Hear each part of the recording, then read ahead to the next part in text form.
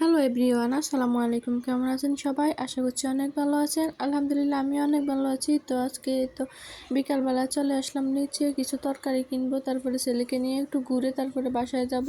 তো আমি প্রতিদিনের মতোই বিকালে আসি নিচে, আমার ছেলেকে নিয়ে। সব বাচ্চারা নিচে একটু দুষ্টামি করে, তো আমারও ছেলে একদম নিচে আসতে চায়। ও জানালা দিয়ে তাকিয়ে থাকে আর আমাকে দেখায়, আম্মু ওই তো দেখো সবাই নামছে, এরকম বলে।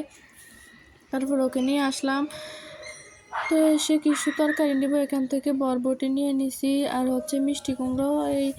এখান থেকে কিছু তরকারি নেব, আবার একটু বাহিরে যাব বাজারের ভিতরে, ওখান থেকে গিয়ে আবার শাক আনবো।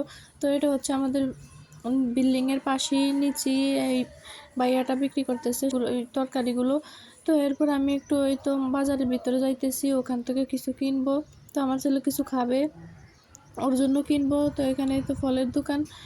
তো তারপর ও রুটি খাবে, এই তো ওর জন্য রুটি, তারপরে ডাল, এই যে একটা ডাল ভাজা, এগুলা কিনে তারপরে আমি হাঁটতেছি কি কিনা যায়।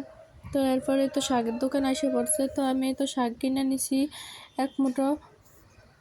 তো শাক নিয়ে তারপরে আবার চলে গেছি, এখান থেকে আমি চানাচুর কিনবো। তো এই খাবারগুলো কিন্তু আমার কাছে অনেক মজা লাগে, এখানে সবগুলো খাবার আমার অনেক পছন্দের। এরপর আমি বাসায় চলে আসলাম, তারপরে রান্না বসিয়ে দিলাম। তো আমি মশলা কষিয়ে তারপরে আলু আর বেগুনটা কষিয়ে নিচ্ছি, কষিয়ে তারপর পাশের চুলায় আমি মাছ ভাজতে দিছি। তো এটা রুই মাছ, আমি রুই মাছগুলো একটু ভেজে নেব। তো মাছগুলো ভেজে তারপরে তরকারিতে দিয়ে দেব। তো আমি মাছগুলো ভাজতেছি, এক এক করে সব মাছ দিচ্ছি। আমার মাছের এক পিঠটা হয়ে গেছে, আমি এখন উল্টিয়ে পাল্টিয়ে আবার ভেজে নিচ্ছি।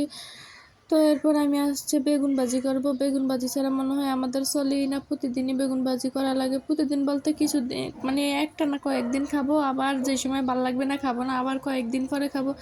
তো আমি এখানে চিনি, তারপর লবণ, হলুদের গুঁড়া, মরিচের গুঁড়া, তারপর তেল, এগুলা মিক্স করে মশলাটা লাগিয়ে নিচ্ছি। আমি ভালোভাবে মাখতে পারছি না, আমার হাতটা কেটে গেছে একটা আঙুল, তার জন্য। তো মাখামাখি শেষ আমার। তো আমি মাছগুলো ভালোভাবে ভেজে তারপরে আমি বেগুনগুলো ভাজবো।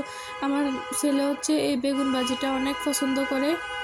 ও যদি বেগুন ভাজি আর মাছ ভাজি যদি এগুলা হয় তাহলে ও ভাত খায়, না হলে ও তরকারিতে মাছ একদমই পছন্দ করে না। তো আমার একটু তরকারিটা লেগে গেছিলো অল্প। তো আমি মাছগুলো দিয়ে দিচ্ছি, দিয়ে তারপরে ঝোল দিয়ে দেব।